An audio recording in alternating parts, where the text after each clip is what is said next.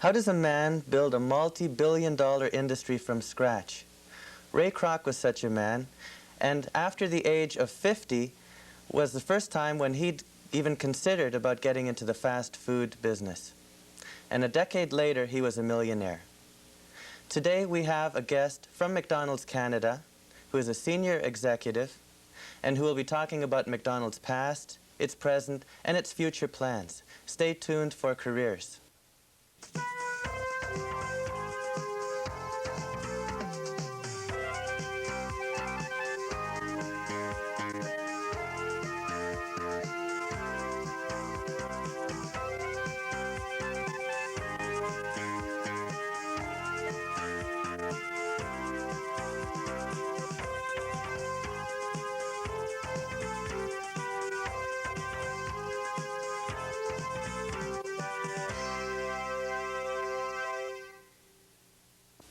My name is Peter Wolfl, and welcome to Careers.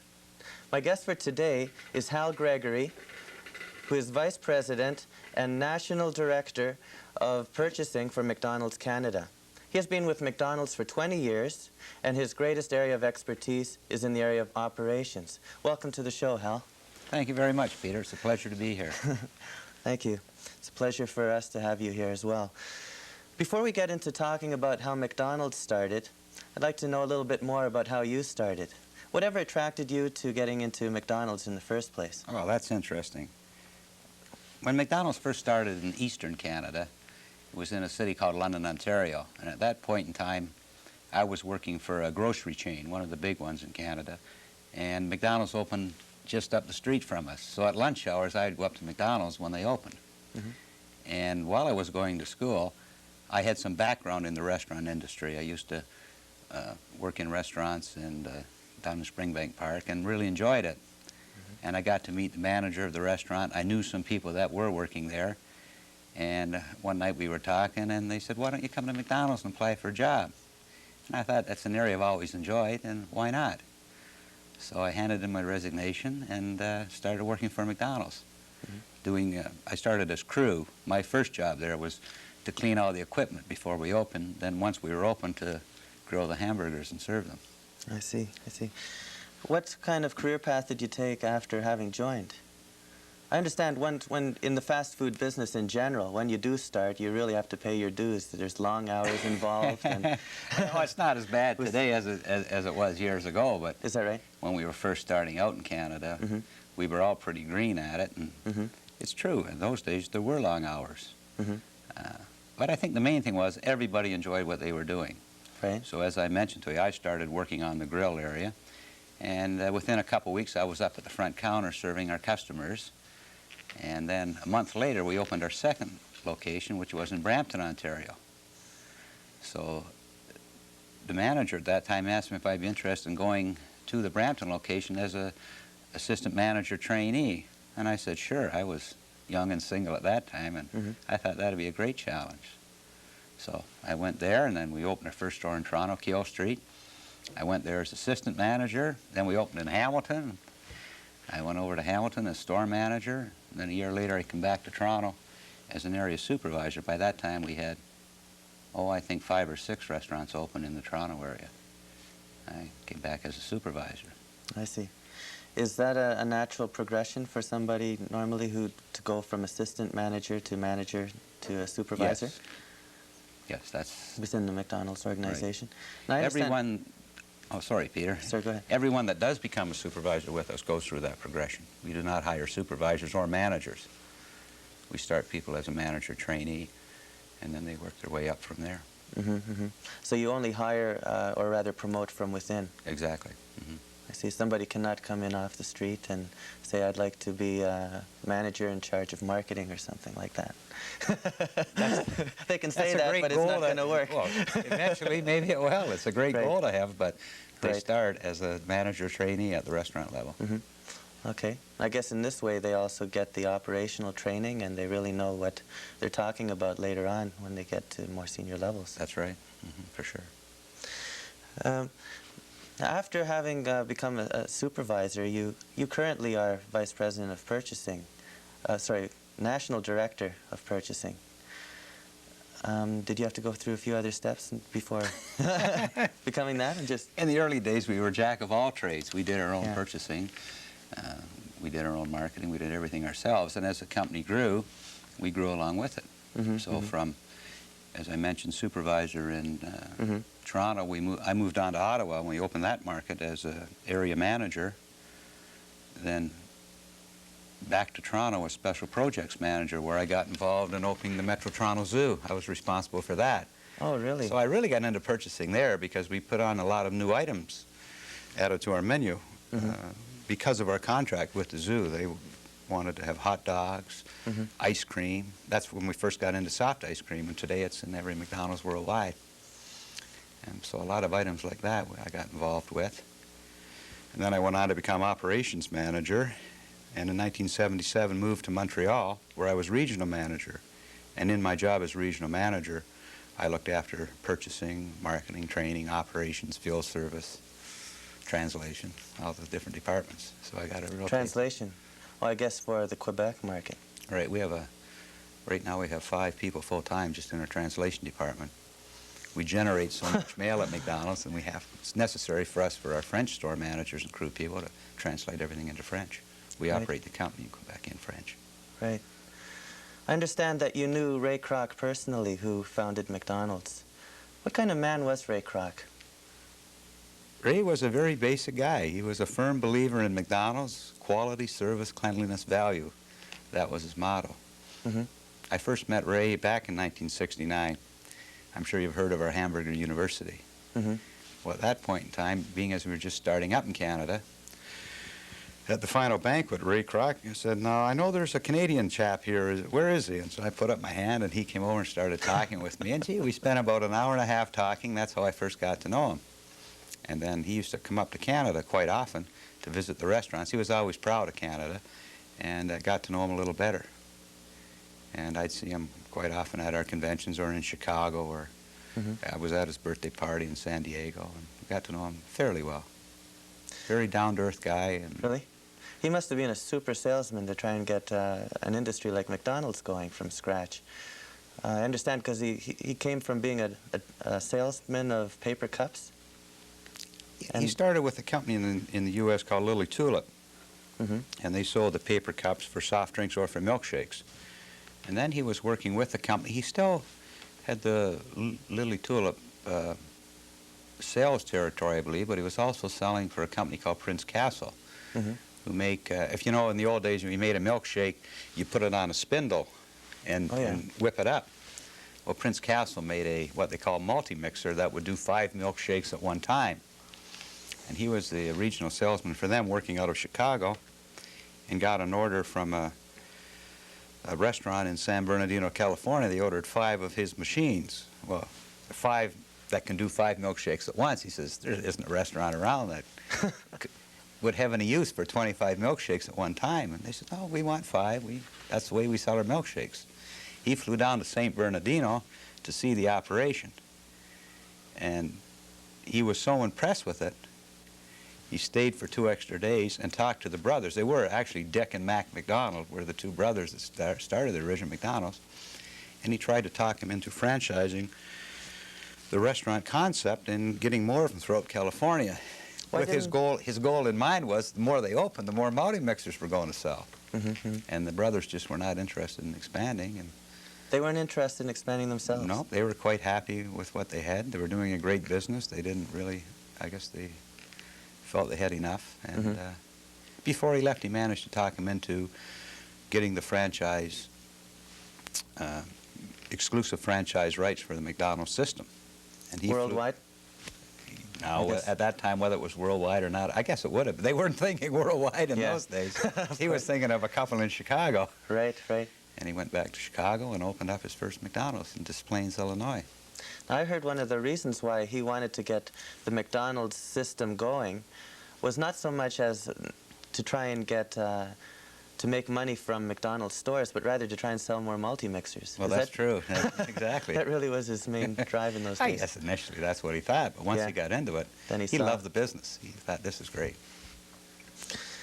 So from there, he actually, after he had the rights, he built a prototype, I imagine, a store that he could then show off to other people. That's right. Part of having the rights was that he got all the building specifications and everything from them and laid out the building exactly the same as the one in San Bernardino. The only problem was he had some initial problems because winters in Chicago, Illinois are a lot more severe than they are in California, and he had some problems with heating the building and with the roof supports and that, but he managed to get it working and open it up to good volume. He went pretty heavily into debt, I believe, in the first restaurant because he didn't anticipate all the problems he was going to run into.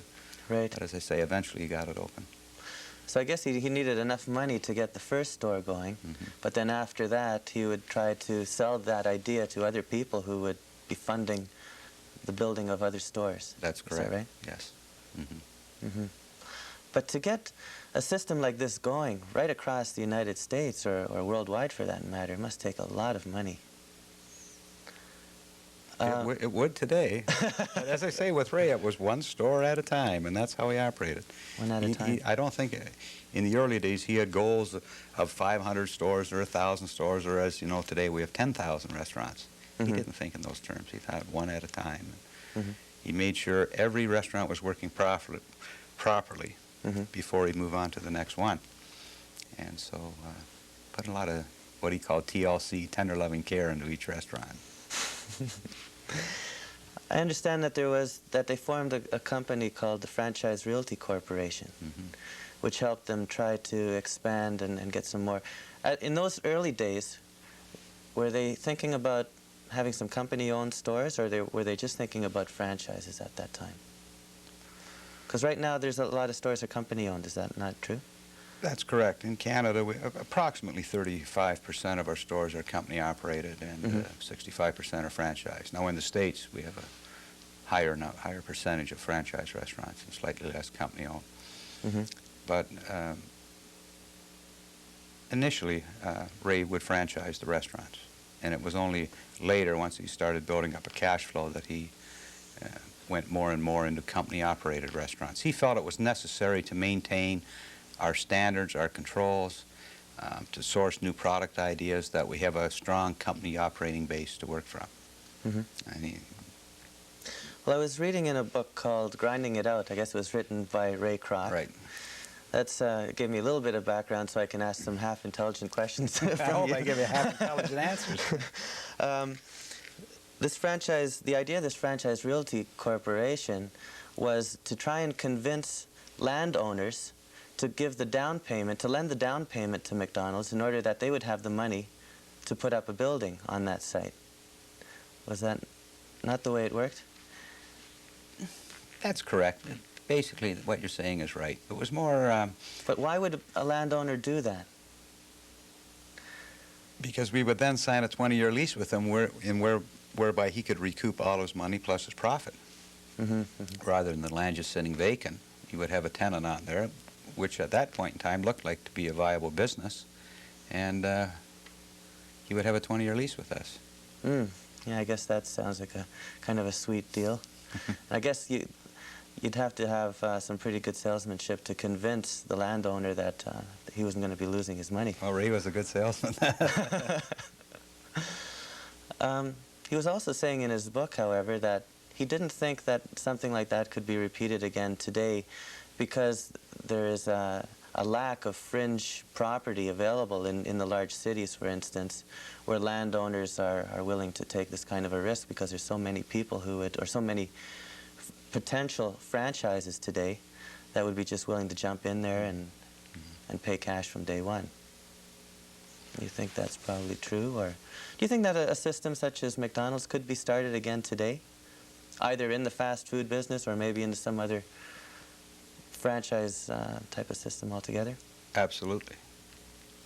I can't say we could start one as successful as McDonald's today, but you see all types of franchises coming up. I think that's the way of the future. People would, I think, rather be self-employed. And what better way than by owning a franchise with a proven track record or a proven commodity that there's a need for. Sure, I think it, maybe not, as I say, to the scale of McDonald's, but there's certainly going to be franchises that come up whether in the food business or whatever business, and do very well. Great. Thank you, Hal. We're going to take a short break right now. We'll be back in a few minutes when we'll be discussing how McDonald's started in Canada. Hal, we were talking before about how McDonald's got started by Ray Kroc in the United States. How did it get started in Canada? That, too, is an interesting story, Peter.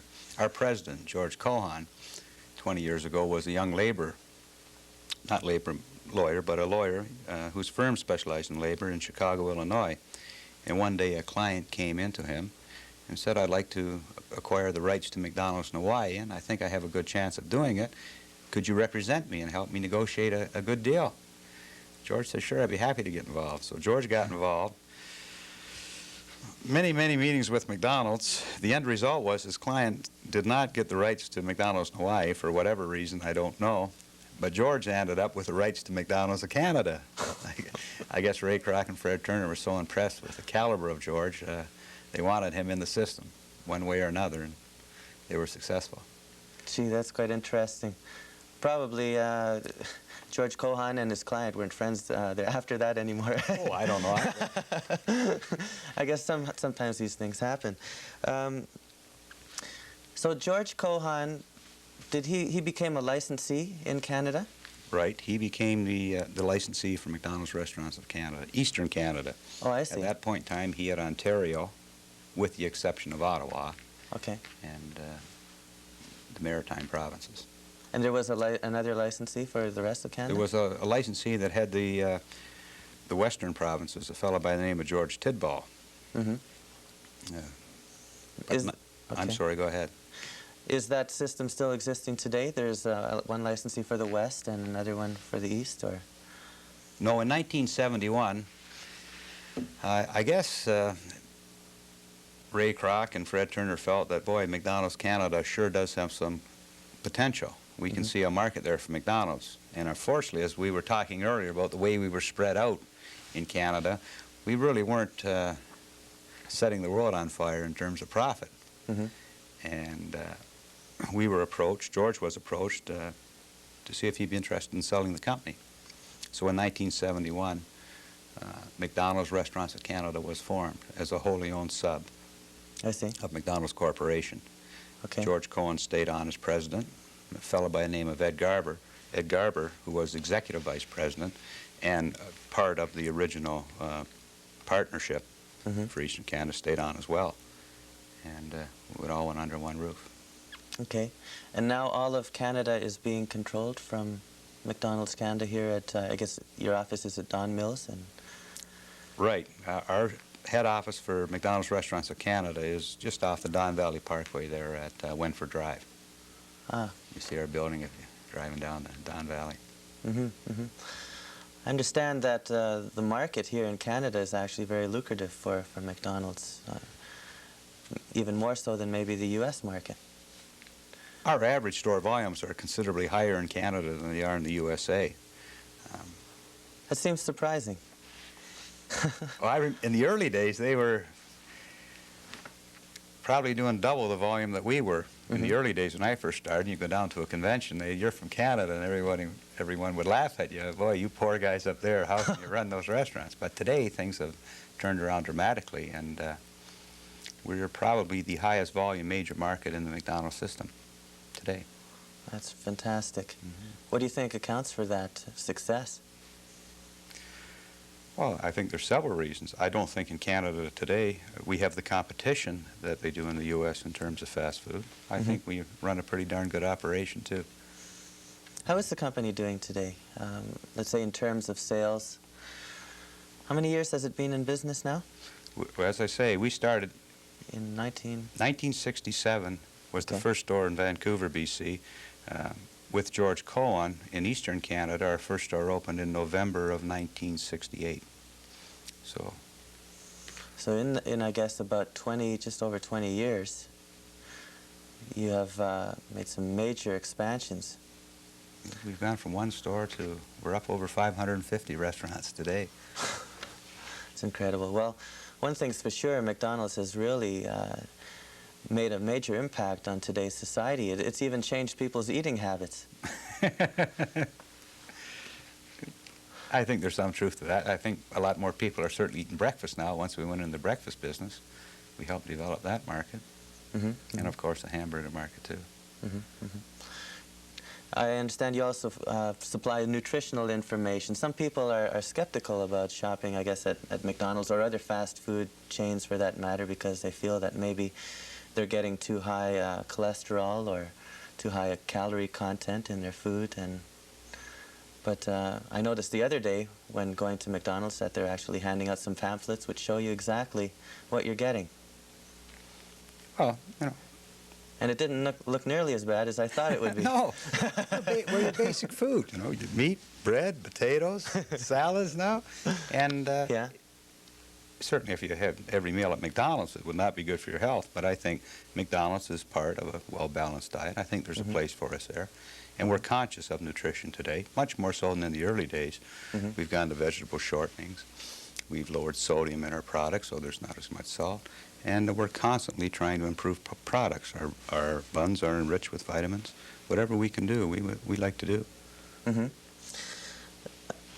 In the early days, I understand that Ray Kroc would often dictate that the purchasing be done on a local level. Rather than McDonald's controlling all the purchasing for the whole system, the purchasing would be done by an individual store. Is that still being done today? Or do you try to incur some economies of scale, lower unit prices by purchasing large volumes and purchasing for the whole system? Our licensees, as we call them, are free to purchase their products anywhere they please, provided they meet our rigid quality specifications. And 100% of them purchase from the same sources that the company restaurants purchase from. And what you're saying is quite true. We're just too big today to purchase from each restaurant to do its own purchasing, so it has been centralized. And my responsibilities in purchasing is to seek out central suppliers with a fair mix from across Canada. We don't want all our supplies coming from, say, the Toronto area and none coming from our other provinces. We try and get a fair balance there and do the job that way. But bulk buying is certainly the way to go. Good. What are the company's plans for the future? I understand that McDonald's is getting involved in moving into Russia. Why is it McDonald's Canada? If McDonald's will be moving into Russia, why is that not being handled through the United States? And how is that proceeding? Well, that's an interesting story. Back in 1976, if you remember, we had the Olympics here in Montreal. And at that point in time, we had what we called a Big Mac bus, a Greyhound type of bus that was appointed very, very nicely. We used it in the communities. We had one in Montreal, there was one in Toronto, there was one in Vancouver, and it was strictly for community relations. And we got a call, George Cohen got a call from someone in the federal government asking if they could use the bus for the Soviet delegation that was coming in for the Montreal Olympics. George says, sure, fine. The bus is yours for the week or 2 weeks, whatever they wanted it. George happened to be in Montreal, saw the bus parked outside the Forum, went over to say hello, met some of the fellows from Russia, and that's when the whole negotiations began. He became friends, they went out to dinner, and he said, well, you guys need McDonald's in Russia. And so he spent 12 years working with the fellows there. And that's how we initially became involved. Nothing beats developing some good personal relations. That's right. Well, we only have a few minutes left. I'd like to ask you, how does one get a McDonald's franchise today? What are some of the costs involved? And I guess we already know what some of the benefits are. The price has gone up dramatically over the years. And it's not so much the price that we as McDonald's get for the franchise, but it's just the cost of opening a restaurant today. Our equipment package alone is just over $400,000. So overall, to open a restaurant today would require approximately $750,000. Now, we asked that a licensee would have approximately half of that in cash, and the rest would be no problem with any of the major banks in Canada getting financing. For 50%, yeah, I guess so. Are these franchises still being made available to companies that have those funds? Are there any restrictions, such as territory? No. Could somebody get a franchise in Toronto, for instance? It's possible. It's unlikely, but it's possible. But remember, Peter, we franchise restaurants to individuals, and it must devote their full time to the business. It must be their only job. And I would say that although fewer and fewer good locations are becoming available, there are still locations left in Canada for franchisees. And yes, it is possible to have a McDonald's restaurant today. Well, have any licensees ever had any problems once becoming one? As far as, have any of them failed? Have any of them gone bankrupt? I imagine that would be I'm sure somewhere across North America someone has at one point in time or another. In Canada, no. To the best of my knowledge, as far back as I can remember, initially some were not profitable. But we think in terms of it's a partnership between the company and our licensees. So if they're not successful, we're their landlord, so we can help them out in that respect. We can. And you also help them find a good location, sure, too, don't you? We help them in ways of marketing. So today, I would say every franchise in Canada is successful or will be successful. We have not had to close any. Not one restaurant in Canada is closed. Okay. Well, before we finish, a lot of the information that I got about how McDonald's started was from a book called Grinding It Out, written by Ray Kroc. Are there any other books that you know about that some of the viewers may be able to find, to read, if they want some further information about the subject? There was a very good book published about 1.5 years ago called Behind the Golden Arches. I believe it was by a fellow by the name of Jack Love or Jack Lowe. And just a tremendous book. I really enjoyed reading it. Great. That sounds good. Well, thank you very much, Hal, for joining us today. It's been a pleasure. It's been my pleasure. Thank you, Peter. I'm Peter Wolfl for Careers. From all of us here at the studio, good luck in your career, and we'll see you next week.